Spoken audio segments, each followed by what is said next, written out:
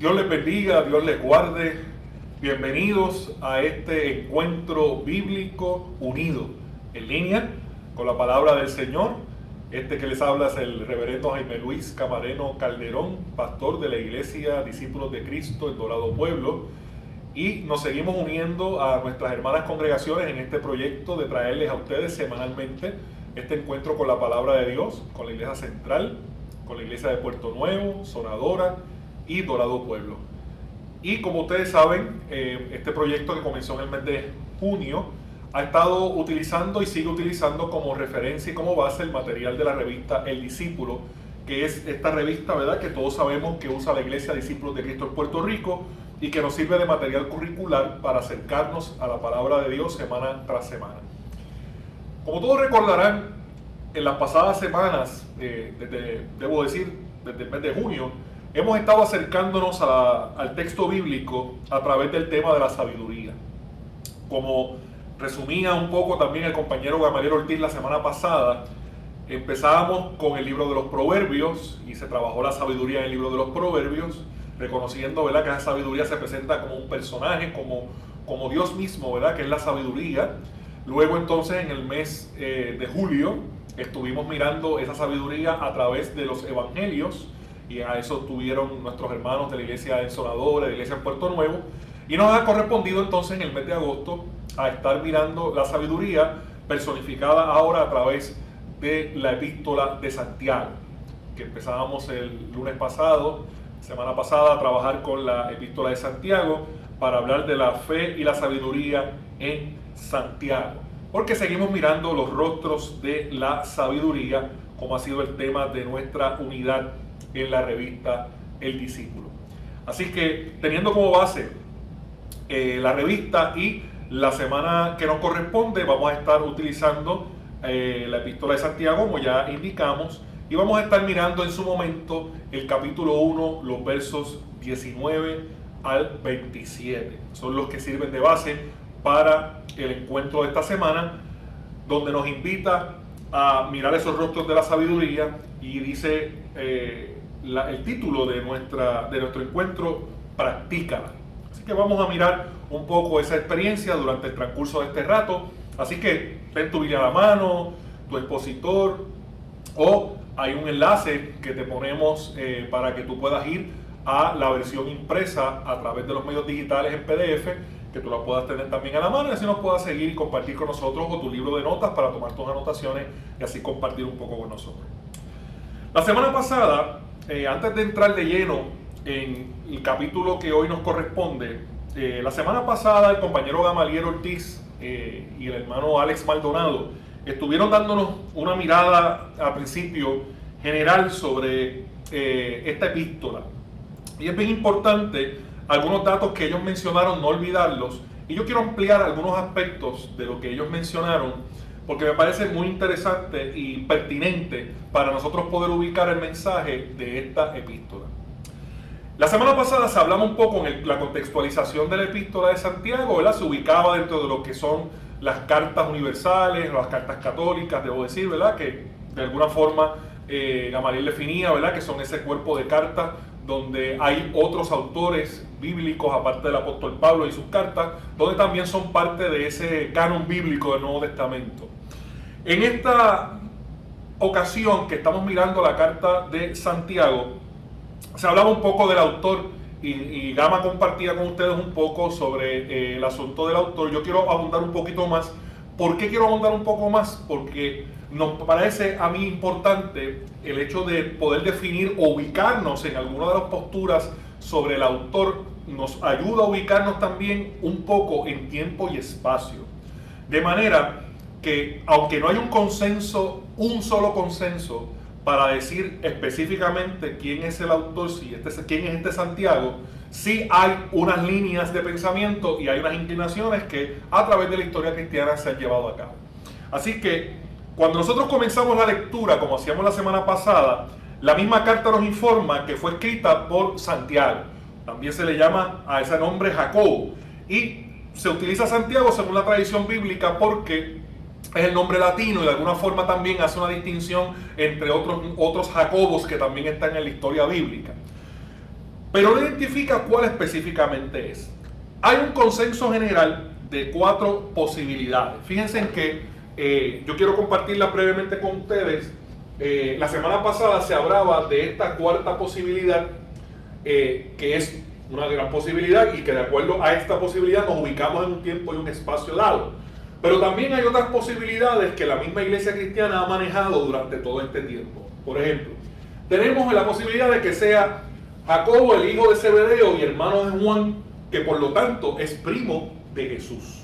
Esa es una posibilidad que se ha manejado.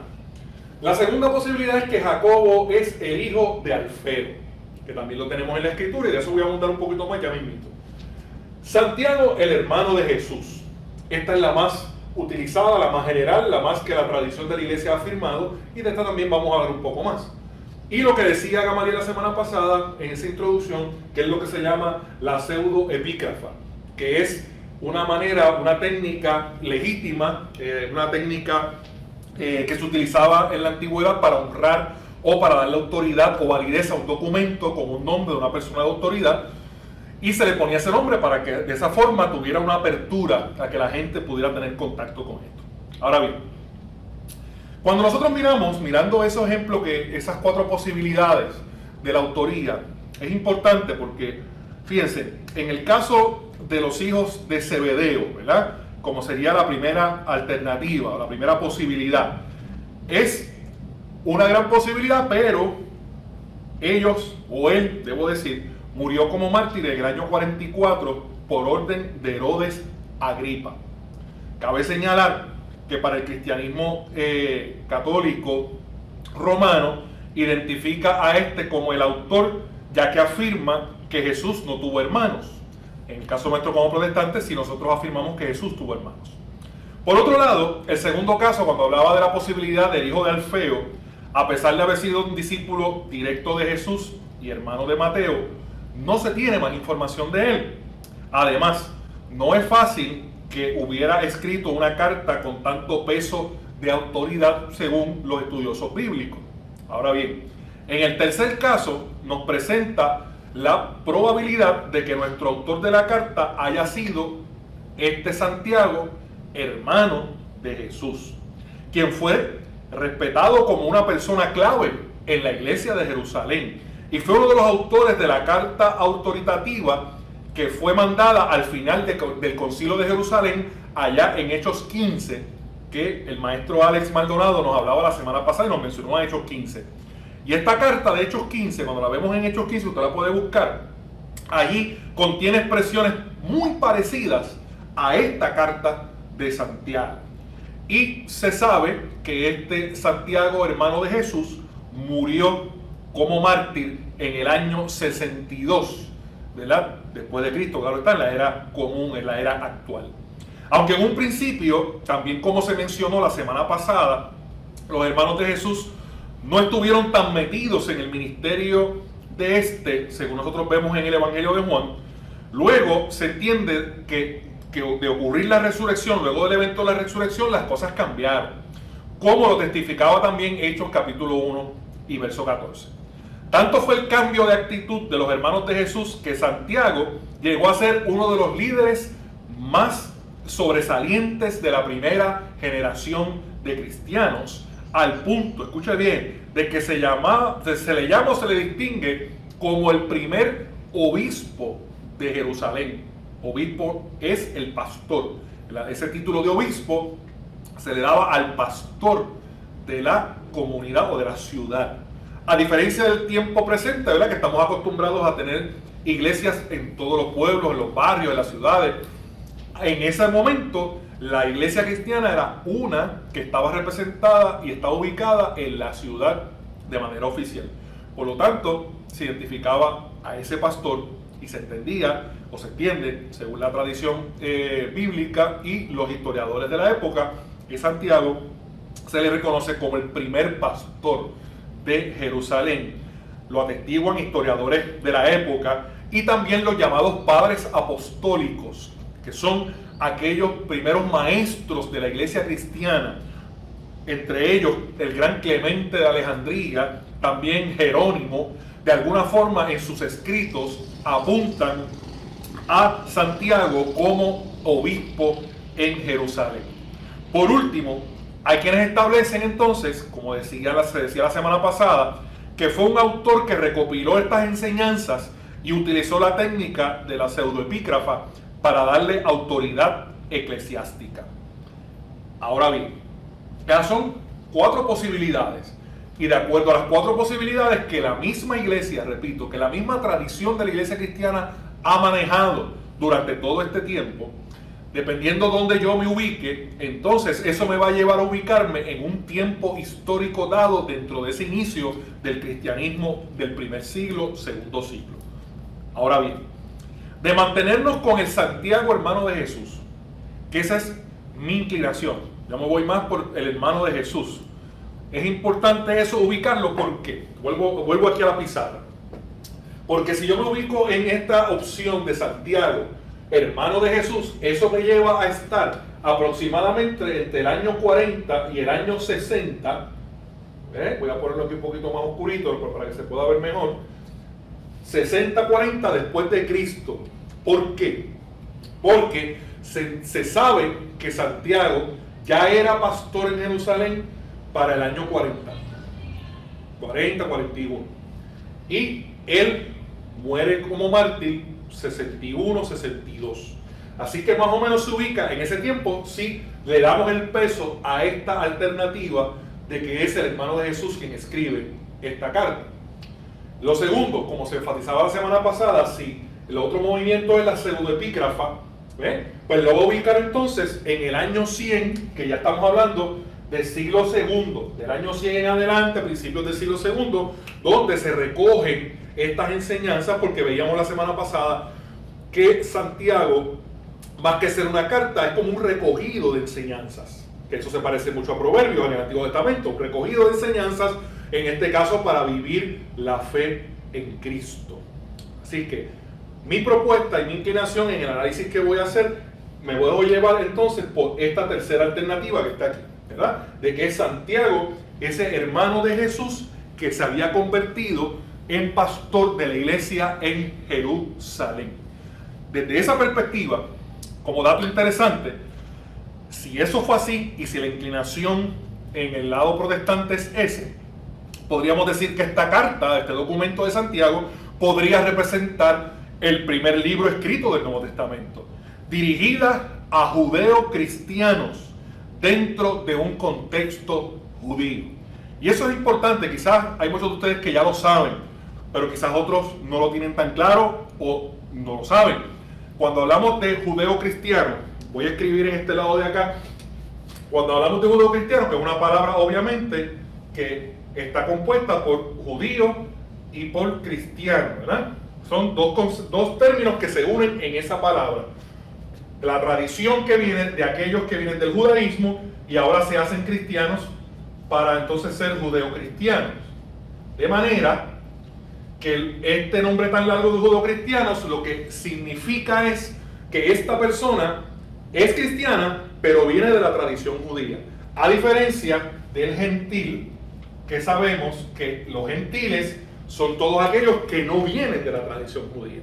Vienen del paganismo, vienen de otras religiones, no judías. Esa es la diferencia entre uno y otro. Y esto es importante porque esta carta es dirigida específicamente a una comunidad una iglesia, comunidad judeo-cristiana, que está ubicada en ese contexto judío, no gentil, judío, en Jerusalén, ¿verdad? Es lo que se entiende. Así que es importante eso. No se mencionan a los cristianos gentiles, ni las doctrinas distintivas de la iglesia cristiana tampoco se mencionan aquí, y mucho menos se presenta evidencia de la teología que nosotros vemos, por ejemplo, en el apóstol Pablo y en sus cartas.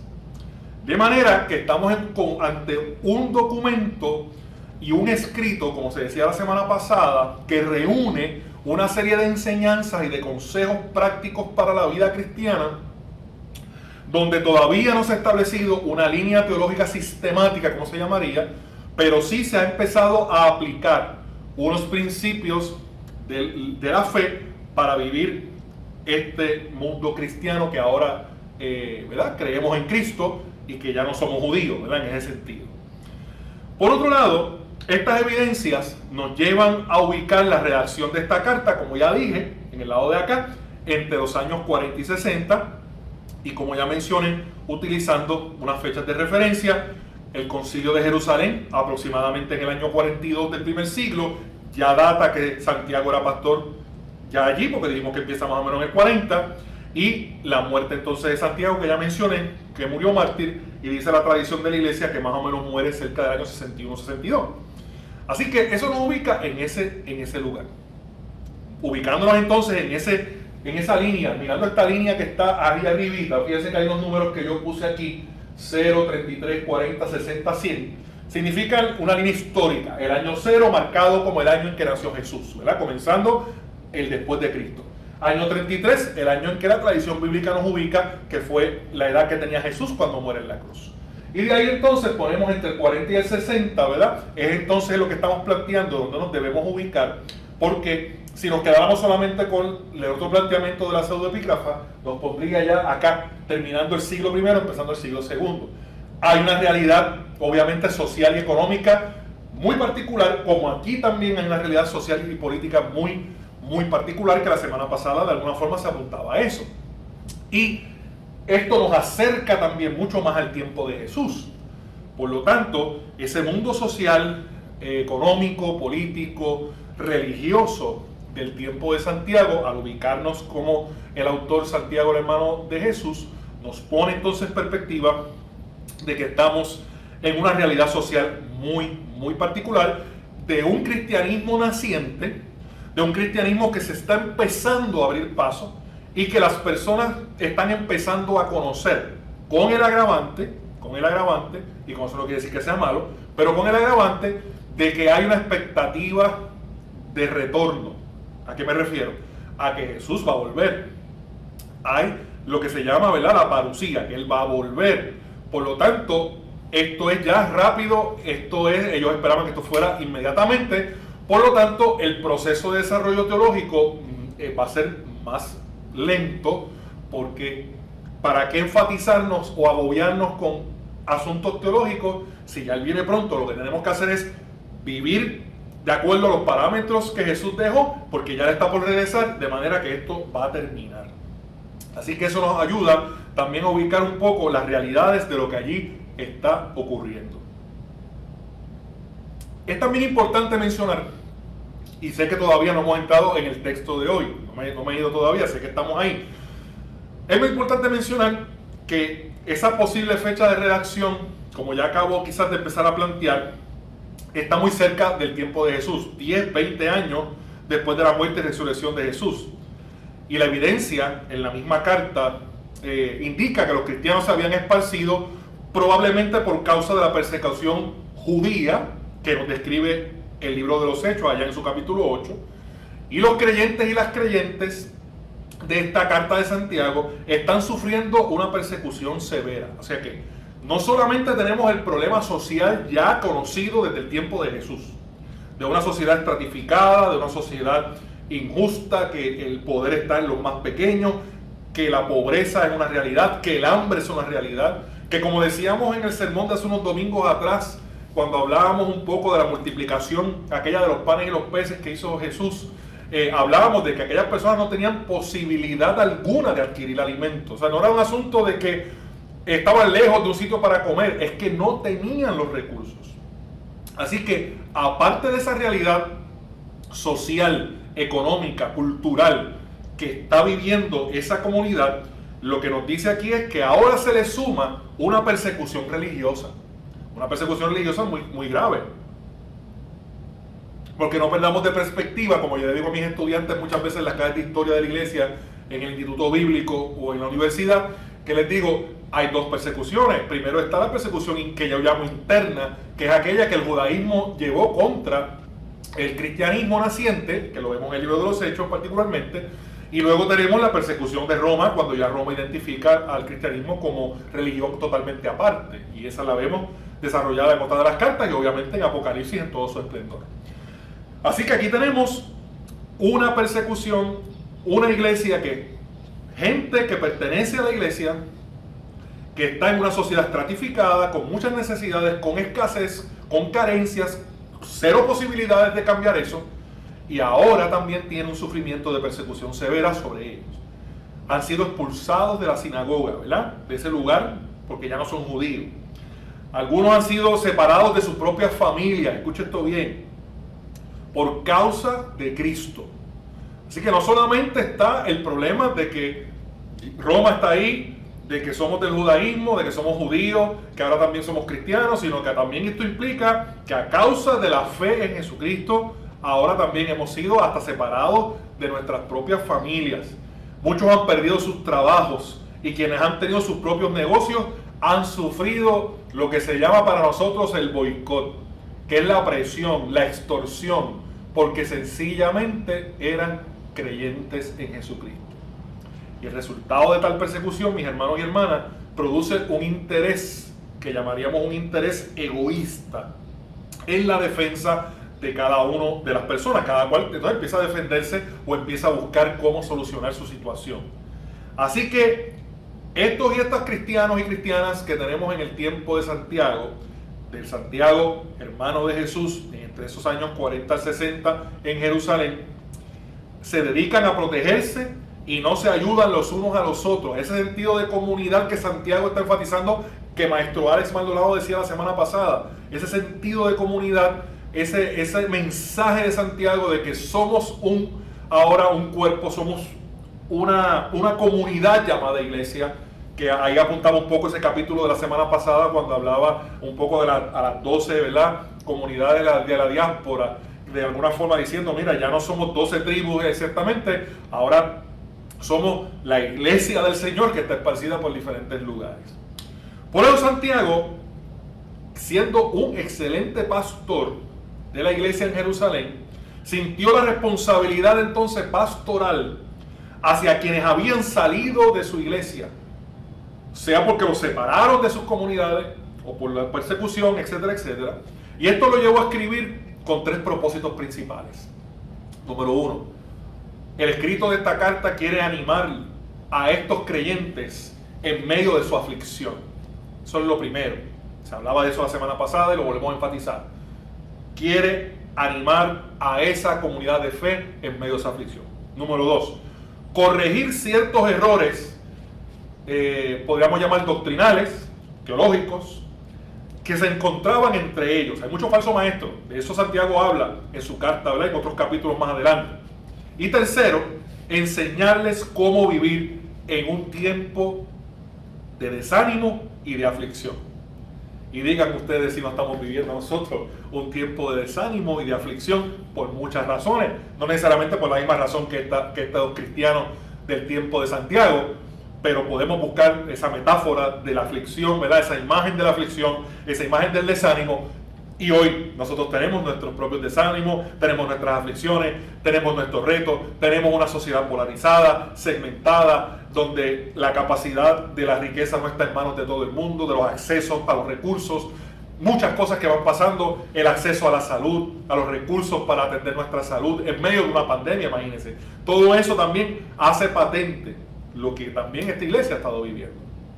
Así que para lograr estos propósitos, mis hermanos y mis hermanas, Santiago les llama hacia una mayor confianza en el Señor.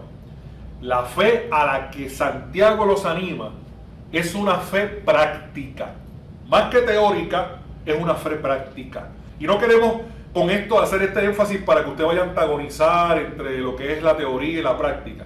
Pero ciertamente tenemos que hacer una distinción entre lo que es la fe teórica y la fe práctica. Y esa fe práctica, ¿cómo se manifiesta? Se manifiesta a través de las obras. No vamos a entrar mucho en eso, porque son materia de otras lecciones, pero es a través de las obras que se manifiesta. Porque una fe puesta en práctica, que se vive, siempre produce fruto.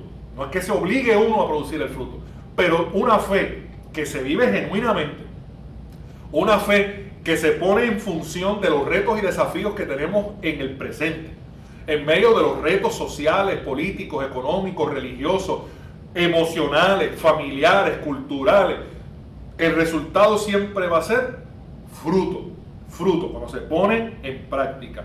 aún en medio, escucha bien, aún en medio de la aflicción.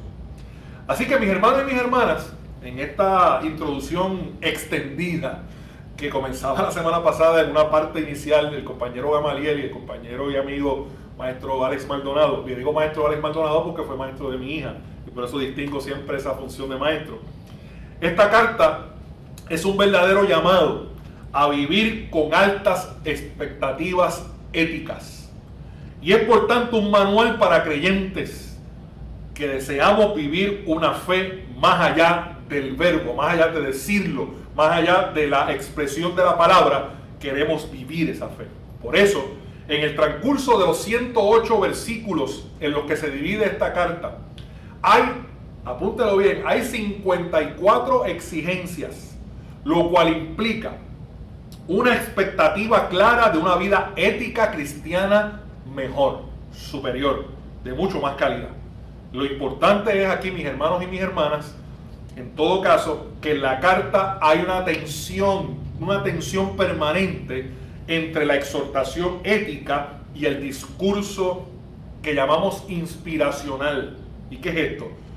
Esa prédica de entusiasmo, ¿verdad?, que mueve las emociones de las personas, que no es que sea malo, porque hay que levantar el ánimo, pero muchas veces se queda meramente en la pura emoción. Pues aquí lo que estamos viendo es que no es que se quede meramente en un discurso emotivo, sino que lo que invita es a que nosotros vivamos una vida de fe auténtica y genuina.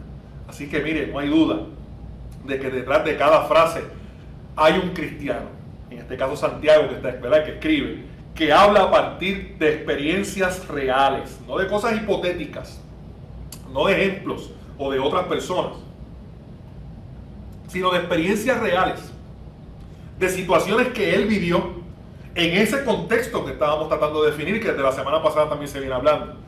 No se trata, y escuche bien, de un teólogo profesional o únicamente académico, si lo ponemos en palabras nuestras, sino de un pastor teólogo o de una teología pastoral, si usted lo quiere poner así, que escribe sin dejar a un lado su corazón. Eso es importante, porque me hace recordar un poco, y fuera de mis notas, me hace recordar un teólogo, John Mackay, que habla de que hay dos maneras de hacer teología, y no es que una sea que sea mejor y otra peor, pero dice hay dos maneras de hacer teología. Está el teólogo o la teóloga que se dedica a estar como observador, ¿verdad?, que en el balcón, le llaman el balcón, y desde el balcón está mirando la vida y reflexionando en dónde está Dios en las situaciones de la vida. Fantástico, muy productivo, hermoso, poderoso, excelente. Pero dice Mackay, aparte de esta teología de balcón, está la teología del camino. ¿Y cuál es la teología del camino? Aquel que sale del balcón, es como si usted estuviera viendo un juego deportivo, estamos en la grada, estamos sentados allá en los bancos, en los palcos, en la entrada allá, y estamos viendo la distancia, y allá se está llevando a cabo el juego. Y de acá nosotros podemos decir, yo que fui en algún momento atleta, uno puede decir, mira, ¿por qué no hizo tal cosa? Mira, debió haber hecho esta jugada, debió haber hecho tal pase, desde acá. Pero estar allá adentro, donde las emociones y las vivencias son otras, se vive de otra manera. Así que está el teólogo de balcón o el teólogo del camino. Santiago, si lo ponemos desde esa perspectiva de John Mackay, es un teólogo del camino. Es uno que está como pastor caminando con su gente y no está meramente teologizando de manera teórica, sino que está viendo de manera práctica y desde el corazón lo que va pasando. Así que mis hermanos y mis hermanas, lo que podríamos concluir al tratar de leer esta carta es que los denominadores comunes de la Iglesia de Cristo están en una práctica de valores y principios éticos que nos distinguen. Santiago tiene un perfil claro de quién es un verdadero o una verdadera cristiana. Dice que no podría ser de otra manera en tiempos de la adversidad. Tenemos que ser siempre los mismos, porque si somos auténticamente cristianos, siempre somos los mismos. La mente pastoral teológica de Santiago propone, mis hermanos y hermanas, propone de alguna manera un contraste entre la dinámica de cómo opera lo que llamamos el mundo, ¿verdad? Los que vivimos, los que viven, debo decir, sin esperanza y sin Dios, y la realidad de Dios. Y estas dos dimensiones se excluyen mutuamente, ¿verdad? Una promueve los valores y principios de las tinieblas o lo que llamamos del mundo, y la otra la ética y el orden de Dios. Y ese contraste, mis hermanos y hermanas, se puede y se ve en evidencia a través de la sabiduría de lo alto. Van viendo cómo vamos llegando, ¿verdad? De toda esta añadidura que les he hecho en todo este primer tiempo. Y es que esto va aterrizando en que lo vemos ahora presente en esa sabiduría que viene de Dios. Y está muy claro en la teología de Santiago que el cristiano y la cristiana y la iglesia somos participantes activos y activas de una batalla entre el bien y el mal. Y en esa realidad no hay lugar para incertidumbres, tampoco para indiferencias respecto a la responsabilidad que tú y yo tenemos como creyentes. Las demandas éticas de Santiago son imperativas. Y por eso es que vamos a ver esa exigencia o ese ánimo que Santiago da, o ese énfasis en ayudar a la viuda, al pobre, al menesteroso. ¿Por qué? Porque eso se pone en evidencia cuando nosotros vivimos esa realidad de Dios. Así que, mis hermanos, un hecho teológico también importante, de gran importancia en Santiago, muestra el estado miserable en que vivían esos cristianos. No podemos perder perspectiva de esto que dijimos aquí tampoco, ¿verdad? Ese tiempo y espacio nos ayuda a encontrar eso. Su aflicción, sus luchas internas, las persecuciones, todo eso. Y en la más pura tradición cristiana, Santiago defiende al pobre, al desvalido, al perseguido injustamente, al injuriado, al denigrado, al enfrentado por su fe y su esperanza, al ultrajado en sus creencias y derechos, sufrimientos que como cristianos nos recuerdan el final de los tiempos y nos llaman a la misma perseverancia de Job. Así que hay tres propósitos que parecen ser muy apropiados entonces en esta carta: animar a las iglesias, corregir los excesos y exponer la necesidad de tener todo en la sabiduría que viene de lo alto. Así que es una sabiduría que solamente Dios la da y que la estamos viendo desde el mes de junio, con Proverbios, luego en Jesús, encarnada en Jesús, y ahora Santiago lo pone en función. Así que decíamos que el primer propósito entonces de Santiago es animar a las iglesias. Basta leer esos primeros versos que leíamos la semana pasada para darnos cuenta de que habla del gozo en medio de las pruebas, la fe que sostiene al creyente, la paciencia que es fruto de eso, la sabiduría que se produce como resultado de esas pruebas. Y en varias instancias de la epístola estos temas del ánimo se repiten, siendo quizás el fin de la carta la segunda parte del capítulo 5, la que más claramente puede ser clasificada como alentadora, confortadora y consoladora. El segundo propósito que vemos aquí en Santiago es el de corregir los excesos de estas tempranas congregaciones cristianas que sin duda estaban experimentando unos excesos porque no conocían bien este asunto de la fe cristiana. El problema de la palabrería sin base en la realidad, el de la acepción de personas, el de los múltiples maestros de la fe, el que vive la fe sin obras, el de la amistad con el mundo, el de la vanagloria, el de la riqueza mala vida, el de la opresión de los pobres. Todos ellos eran un signo para Santiago de que las comunidades habían olvidado lo principal, por lo cual debía llamarles la atención y llamarlos a la corrección. Bien, y no puedo olvidar otro propósito importante aquí: señalar. Tiene que ver con el tema que venimos trabajando todos estos meses. El propósito final de Santiago es señalar la sabiduría de lo alto y animar a sus oyentes a vivir a través de esa sabiduría. Así que el centro y eje de la epístola está en el capítulo 3, los versos 13 al 18, a mi entender. Y en ellos Santiago descubre la verdad esencial del cristianismo: vivir cada día en la sabiduría que viene de Dios. Así que las comunidades a quienes dirige su carta, sin duda, espejo de la propia comunidad que Santiago pastorea en Jerusalén, necesitaba escuchar de su pastor y maestro la enseñanza que corregiría sus vidas para llevarlas, las va a hacer, ¿verdad?, una corrección en ellas, a una correcta relación con Dios, autor y dador de toda la sabiduría. Y es ahí que llegamos. Ustedes dirán, finalmente, de alguna forma, de plano y de lleno, no se preocupen, no vamos a hacer vigilia hoy, pero vamos a entrar de lleno a algunos aspectos ya con todo ese bagaje de fondo importante para esta exhortación del capítulo 1, versos 19 al 27, que yo quiero, con el permiso del texto bíblico que está impreso en el material del discípulo, así como el pastor Gamaliel enriqueció un poco la lectura con otra traducción bíblica aparte de las que ya están ahí, yo la quiero enriquecer también, pero en este caso con la Nueva Traducción Viviente.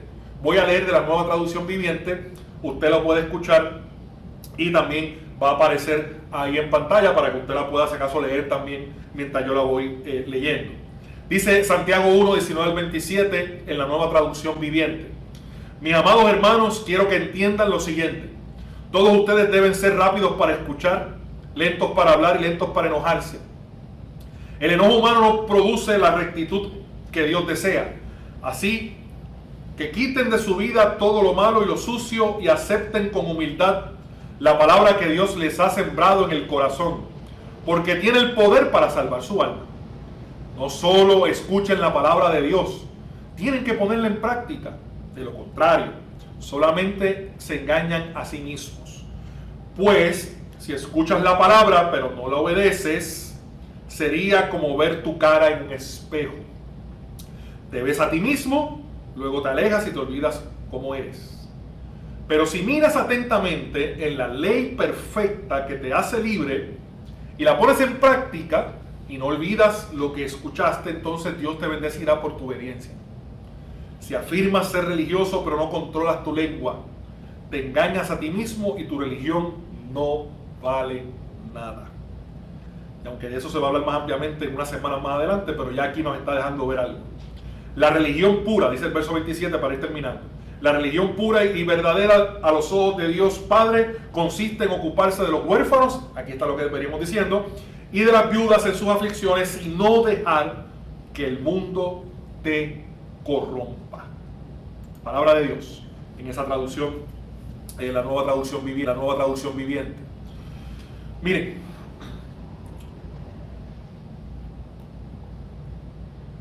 como los libros de sabiduría en el Antiguo Testamento, y para nosotros en la tradición bíblica que tenemos, en el canon bíblico que nosotros hemos tenido como protestantes, tradicionalmente solamente tenemos el libro de los Proverbios y otros libros, ¿verdad?, que los catalogamos de la tradición sapiencial, pero sabemos que hay otros libros deuterocanónicos que también están contenidos en la Biblia hebrea, donde nosotros ahí tenemos también los libros de Eclesiásticos, el libro de sabiduría, que también son libros que conoce la tradición de los apóstoles que escriben estas cartas. Así que así como los libros de sabiduría en el Antiguo Testamento, la Epístola de Santiago se interesa no solamente en lo que usted y yo creemos, sino en lo que se vive sobre la base de esa fe. En lugar de hablar en generalidades, prefiere Santiago mencionar formas concretas en las que se manifiesta lo que hasta aquí hemos estado llamando sabiduría.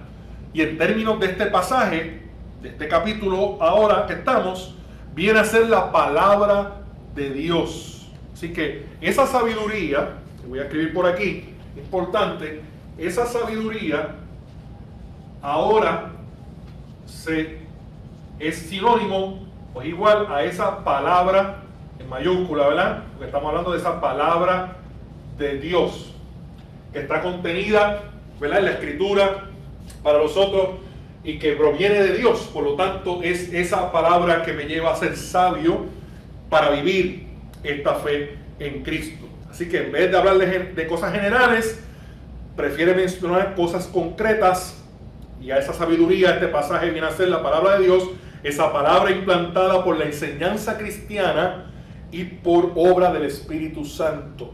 Por eso es que él tiene que mencionar en algunos momentos en la carta el problema con los falsos maestros, porque no están enseñando la verdadera palabra de Dios. Por lo tanto, no es sabiduría de Dios lo que están enseñando, y por lo tanto no hay evidencia de eso en el comportamiento de la gente. Así que eso es muy importante.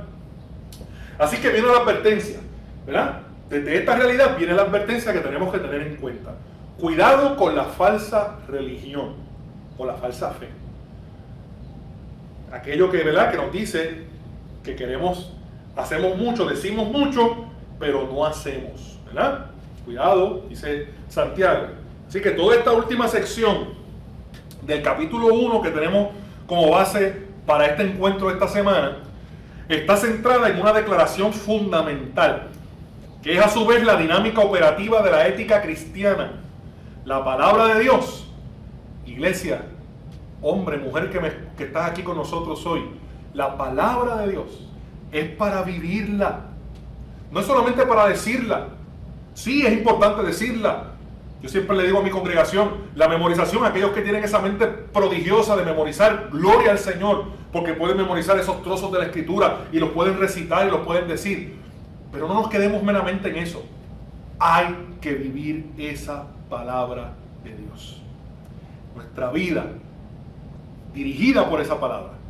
Y en la mentalidad hebrea, la acción de oír y obedecer están unidas. Por lo tanto, la expresión, como dice Reina de Valera, sed hacedores de la palabra, ¿verdad? Eso como ya nos suena un poquito más familiar, porque esa es la traducción que más leemos. Sed hacedores de la palabra, parece redundante, pero al estar unida a, y no tan solo oidores, cuando se unen las dos, sirve como manera de subrayar algo impostergable. Porque mire, la palabra tiene su origen en Dios. Y como sabemos ya desde el libro de los Génesis, la palabra de Dios es creadora y vivificadora, ya que por la palabra de Dios creó el universo.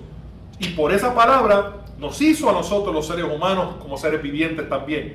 Esto quiere decir que la palabra, mayúscula, esa palabra de Dios, produce actividad, genera vida.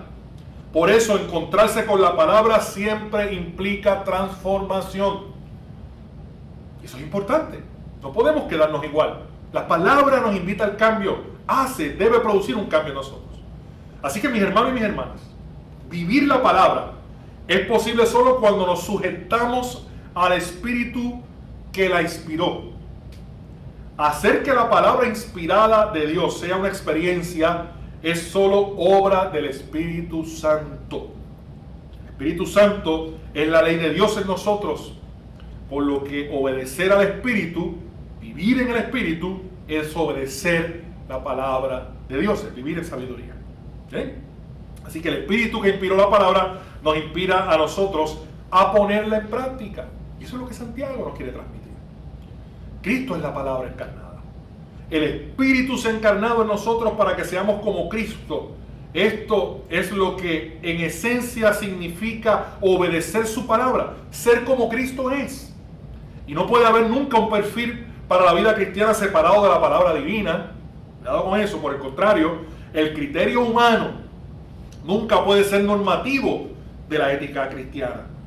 Esto significa básicamente que no es nuestro contexto ni nuestras circunstancias internas de nuestra existencia humana las que determinan cómo debemos vivir. Para el cristiano, para ti y para mí como creyentes, las prerrogativas de vida cristiana no pueden ser otras que las establecidas por la palabra, por la sabiduría. Jesucristo es ese perfil, y lo veíamos el mes pasado en esos ejemplos de los evangelios. La voluntad de Dios es que crezcamos a la medida, como diría el apóstol, de la estatura del varón perfecto. Y Dios no intenta bajar su nivel de expectativa sobre nosotros. Cristo es el único perfil posible, ya que Él mismo es la palabra encarnada, como ya habíamos visto el mes pasado. Así que, mis hermanos, la verdadera fe, según Santiago, está unida a la práctica. No es solamente ser oidores, ser hacedores. La ética de Santiago es una ética de la interioridad, una que procede de adentro hacia afuera. La conversión tuya y mía no se produce de afuera hacia adentro. No se puede cambiar todo el exterior de una persona sin que su corazón cambie. Así que la verdadera conversión Es la conversión del corazón, del alma, de allá del espíritu adentro. Y todo entonces comienza a transformarse a partir de ahí. Por eso Santiago se apoya fuertemente en esa ética de Jesús. Por ejemplo, sabemos que Jesús predicaba, como dice en Mateo 23, ay de vosotros escribas y fariseos hipócritas, porque limpiáis lo de afuera del vaso o del plato, pero por dentro están llenos de robo y de desenfreno. Fariseo ciego, limpia primero el interior del vaso, para que también el exterior se haga limpio. Mateo 23, 25 y 26. Con esa misma intención, quizás sin tanta fuerza emocional, Santiago llama a su congregación dispersa a mantener los principios de la verdadera fe, de la verdadera religión. Y la verdadera fe o la verdadera religión no es la de las formas, sino la de una interioridad transformada y renovada por el poder del Evangelio. Además, como hemos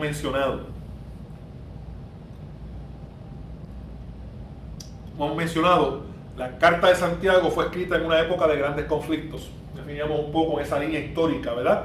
Fue escrita en una época de grandes conflictos. Conflictos como los de la iglesia del día de hoy también eran mayormente éticos, de vida, de prácticas de vida.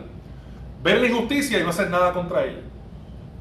Ver el hambriento y no sentir nada y seguir de largo. Ver aquel que hace la maldad y no denunciarlo. Cosas así, cosas prácticas de ética de vida. Se hacían acepción de personas. Diga usted si hoy no hacemos acepción de personas. Se juzgaba sin compasión y sin verdad. Lo dejo en su reflexión. Se afirmaba tener fe, pero no se actuaba en consecuencia.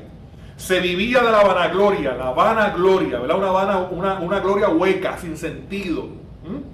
Se explotaba al pobre. Yo no sé usted, pero si no me está hablando a mí en este tiempo, diga usted si no es Dios el que está hablando. Y se amaba la riqueza. Se vivía sin consideración los unos a los otros. Y todas estas faltas éticas de la vida cristiana serían referidas una a una por Santiago. Pero antes de hacerlo, el apóstol desea afirmar el fundamento esencial de toda la ética cristiana. ¿Y cuál es el fundamento esencial de toda la ética cristiana? ¿Qué usted puede pensar? De acuerdo a lo que estamos mirando hoy en Santiago.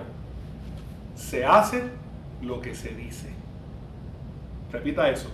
Se hace lo que se dice. Esa es la ética a la cual nos está llamando, el fundamento que nos está llamando Santiago. Santiago sostiene que en la vida, especialmente en la vida cristiana, hay tres elementos que se encadenan y se necesitan: el oír, el hablar y el hacer. Importante ese detalle. ¿Verdad? Vamos a poner por aquí. El oír, el hablar y el hacer. Así que son tres cosas importantes: oír, hablar y hacer. Sabemos que hay personas, ¿verdad?, que por lo general le dan más énfasis a algunas que a otras, ¿verdad? Hay personas que hablan mucho y por lo general no escuchan a quienes los rodean. También sabemos que el que habla mucho, dicen por ahí que hace poco, ¿verdad? Son refranes que tenemos que encierran sabiduría de la vivencia, ¿verdad que sí? Santiago las ha visto en su propia congregación y se dispone a advertir a sus oyentes acerca de esto. Oír, hablar, hacer. ¿Ok? Santiago ha descubierto que la verdadera religión no es algo que se dice. La fe no es meramente decir que soy cristiano. No es solamente decir que tengo fe. No es algo que se declama, no es algo que se pronuncia meramente, sino es algo que se hace, algo que se realiza. Solamente se dice, se hace, se vive. ¿Ok? Somos nosotros los que distinguimos. Mire, la realidad es que somos nosotros los que hacemos una distinción entre teología y ética. Para nosotros la teología, muchas veces es lo que creemos acá, ¿verdad? Nuestra reflexión acá en la cabeza, nuestra cabecita, nuestra mente.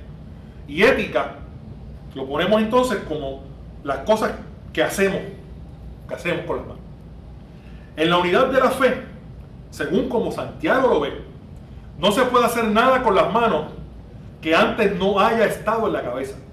O sea que la ética y la teología están íntimamente ligadas. Es imposible para Santiago separarlas. Por lo tanto, la verdadera religión es aquella que no solo se asienta en una sana doctrina, sino que también destila una sana práctica. Dicho de otra forma, teología y ética, doctrina y práctica, son los dos pies sobre los cuales camina tu fe y debe caminar mi fe, y sobre los que se sostiene la verdadera religión. Así que si yo digo que soy creyente, tengo fe en Jesucristo, yo tengo que entonces demostrar. Mi fruto se demuestra, mi obra sale. Ayudar a la viuda, al menesteroso, al necesitado, al que tiene hambre, al que en estos días ha estado aquejado por las situaciones de estos cierres que no a todos nos ha afectado igual. Que como hemos dicho insistentemente, los 4 pastores que ustedes ya conocen, que hemos estado navegando en el mismo mar, pero no en el mismo bote. Hay personas que no han podido navegar en este mar de tanta turbulencia y han tenido que zozobrar. Muchos han terminado ahogados, otros están a punto de ahogarse. Y la pregunta es, ¿qué pasa? ¿Caminamos meramente en fe, con los pies en la tierra, demostrando nuestra teología y nuestra ética en conjunto? Esa es la pregunta. Así que Santiago, para llevar a sus oyentes a la verdadera religión, escribe unas recomendaciones importantes. Y solo quien tenga estas cualidades será dichoso y tendrá en sí la marca de la religión pura y, como dice la Reina Madera, y sin mácula, ¿verdad? Que es incontaminada, ¿verdad? Real, auténtica. Y quiero enfatizar entonces un poco en esta triada de oír, hablar y hacer, ¿verdad? Miren esto. Ser prontos para oír. Ser prontos para oír. La fórmula de Santiago ya dijimos que es, ¿verdad?, en esa triada de oír, hablar y hacer. Escúchala bien. Oír mucho, hablar poco y hacer todo lo que Cristo manda. Voy a repetir eso. La fórmula de Santiago: oír mucho, hablar poco y hacer todo lo que Cristo nos manda. Todo creyente debemos saber eso. Sin embargo, la realidad es que continuamente lo olvidamos. Por eso Santiago comienza su advertencia con: sabed, mis hermanos, sabed, mis amados hermanos. No porque no lo sepan, sino porque lo han olvidado. ¿Y qué es lo que todo ser humano debe saber? Todo hombre y toda mujer. Que hay que ser prontos para oír, lentos para hablar y lentos para enojarse. Los que seguramente demostraban estos defectos una y otra vez eran los muchos maestros, a los cuales se refería más tarde en el capítulo 3, usted lo puede ver. Sin embargo, esto de hablar mucho y escuchar poco es una actitud tan generalizada que Santiago la confiere a todo hombre y mujer. Los muchos que se hacían maestros en su disciplina disputaban y debatían unos contra otros, posiblemente con mucha violencia. De esto todos hemos tenido experiencias en las iglesias cristianas. Cuando no se busca la verdad y no se atiende a lo que el Señor dice, todo tipo de enseñanzas extrañas y doctrinas retorcidas salen a relucir. Grupos de presión, manejos de poder, peleas estériles para la verdad. Mire, todo el Nuevo Testamento advierte de eso. Lo segundo, ser lentos para hablar. Oír, lentos para hablar, porque eso nos lleva también somos lentos para hablar, también lentos para la ira. Lo que Santiago requiere no es que hablemos despacio, sino que seamos lentos para comenzar a hablar. Lo mismo con la ira. Debemos ser lentos en dejar que nuestro espíritu se agite. Hay una relación de necesidad entre las tres. Cuando más rápido seamos para oír y más lentos para hablar, más lentos seremos en enojarnos. Miren, David y Pablo enseñaron lo mismo. Pablo dice: enojaos pero no pequéis, en una de las cartas. Y David dice: si se enojan no pequen, Salmo 4. El problema de la ira no está en ella misma, sino en el hecho de que la ira del ser humano, del hombre y de la mujer, no lleva a cabo la justicia de Dios. Seguramente existe algo que podemos llamar una santa indignación. que sepamos, Jesús se enojó en varias oportunidades. ¿Ok? No lo olvidemos. En Marcos 3 se enojó con los fariseos y herodianos que cuestionaban su poder para hacer un milagro en sábado. Y curó al hombre enfermo en la propia sinagoga. En Marcos 10 se enojó con sus discípulos porque no permitían a los niños que se acercaran. En Mateo 16, 23 se enojó duramente con uno de sus discípulos preferidos y le llamó Satanás por no haber sabido poner la mirada en las cosas de Dios. El episodio más conocido del enojo de Jesús, sabemos cuál es, ¿verdad que sí? Fue cuando entró al templo y sacó a todos los que estaban allá aprovechándose económicamente del templo y de los pobres en el templo, allá en Mateo, por decir, Mateo 21. Y en todas esas ocasiones que se enojó, él no pecó, ¿saben?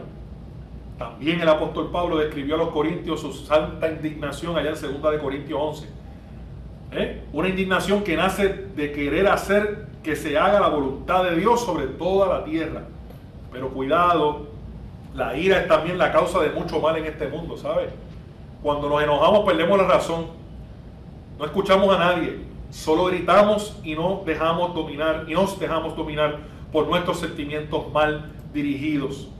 Santiago entonces, iglesia, en estos versos de esta semana, nos recuerda que la indignación del ser humano raramente es santa, que está llena de prejuicios, de maldades, y que no responde a lo que Dios demanda de ti y de mí. Difícilmente avanza el reino de Dios por medio de la ira o los enojos humanos. Por eso Santiago tiene que aconsejarnos a cualquiera que quiera ser verdaderamente religioso, escúchelo bien, y de eso se va a retomar algo dentro de 2 semanas, en el encuentro que tengamos dentro de 2 semanas. Escuche bien, Santiago aconseja que si queremos ser verdaderamente religiosos, hay que refrenar la lengua. Ay, fuerte eso, ¿verdad? Capítulo 1:26 lo viene diciendo. Y no engañar su corazón con la ira. Vamos a dejarlo ahí porque nos meteríamos en material de otra semana, pero por ahí va la cosa. Seamos, lo tercero y último, no menos importante, seamos hacedores de la palabra. Mire, Santiago comienza su frase con un pero, lo cual indica un cambio en el modo de actuar de lo que está pasando. Indica que hay algo que hacer que no se está haciendo. A todos nos hace falta escuchar esta amonestación de Santiago. El que oye solamente, pero no hace lo que la palabra manda, se engaña a sí mismo. Así que, no solamente, pues sí, pero Dios me llama a oír nada más. Sí, pero es que no podemos quedarnos ahí nada, ¿verdad? Así que, el que oye solamente, pero no hace, ¿ok? Se engaña a sí mismo. Se engaña porque no descubre que realmente no tiene la palabra implantada. Si la palabra está verdaderamente ahí, en nosotros y en nosotras, no podemos dejar de hacer lo que la palabra demanda de nosotros. ¿Ok?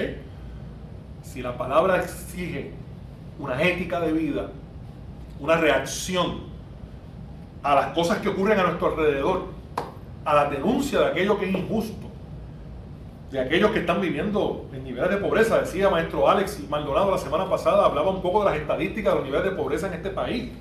¿Cómo están los municipios? Si no me equivoco, dijo de 36 municipios. Que de esos 36 municipios la mitad están en un 50% y como 4 o 5 de ellos están por un 60% de pobreza. La palabra, diría Santiago, nos lleva a hacer por eso. Así que Santiago nos llama a ser hacedores. En el idioma original del texto, que es el griego, no fue español, tenemos una traducción, tiene varios verbos para esa palabra hacer. El que aquí se usa es también usado por Pablo en Romanos 2 e indica una actividad creativa, como la del poeta que trabaja creativamente con sus palabras. No se puede hacer la voluntad de Dios ni cumplir la palabra de un modo mecánico y de manera obediente, de una obediencia ciega, podríamos decir. La acción a lo que el texto nos llama es una acción creativa que busca los modos de cumplir lo que la palabra de Dios nos manda, la sabiduría de Dios nos manda, aun cuando parezca difícil y complicado. Mire, de nada sirve la teología si no se practica en la acción. De nada sirve decir que uno cree en Dios si no está dispuesto a jugarse la vida por Él y en Él. De nada sirve la piedad, el orar, el ayunar, el buscar la presencia de Dios, si no está acompañada de la acción. El ejemplo de Santiago es contundente en eso. De nada sirve mirar al espejo nuestro rostro natural si no ponemos manos a la obra para arreglarnos un poco antes de salir a la calle. Si nos miramos en el espejo, lo mal que me veo o lo feo que estoy, y no hago nada, me lavo la cara, me cepillo el pelo, solamente me veo y sigo caminando, ¿qué va a pasar? Me quedo igual. Al marcharme, el espejo ya no nos acompaña y nos olvidamos cuán desgreñados estábamos, cuán feos estábamos, cuán sucios podíamos estar. Pues mire, la palabra de Dios es como un espejo en el que tú y yo tenemos que mirarnos. No nos miramos solo para compadecernos de nuestra fealdad o de nuestra suciedad. Nos miramos para arreglarnos conforme a lo que eso me está diciendo que me tengo que arreglar. Pero sigo estando lleno de maldad. Así que una persona así no engaña a los demás. Aquella que solamente se mira y sigue igual, se engaña a sí misma. La palabra de Dios, la sabiduría de Dios me pone a mí en perspectiva, denuncia mi realidad, me hace ver cómo estoy para que cambie y para que haga los ajustes necesarios. Mire, solo quien siga estos pasos tiene una fe pura e incontaminada. La dicha de la acción cristiana es poder traducir la fe en acciones de amor.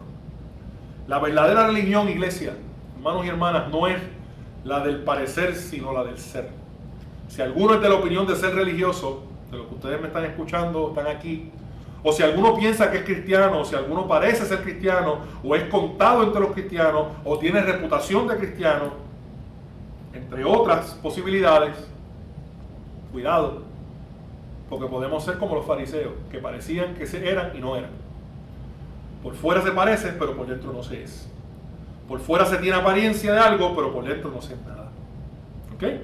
La conclusión de Santiago es que la religión de tal persona es vana, es decir, no tiene fuerza, no vale nada, no tiene verdad, ni éxito, ni resultado, es inútil, no tiene propósito.